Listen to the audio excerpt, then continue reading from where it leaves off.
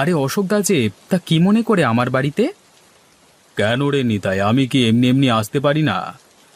আরে অশোক দা, তুমি খারাপ ভাবছো কেন? আমি ওটা বলতে চাইনি।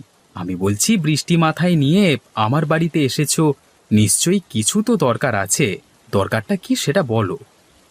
তোর যে ওই ছোট পুকুরটা আছে, ওটা আমি 2 মাসের জন্য কিনতে চাই। আমি 10,000 টাকা তোকে দেব, রাজি থাকলে বল। তুমি 2 মাসের জন্য পুকুরটি নিয়ে কি করবে?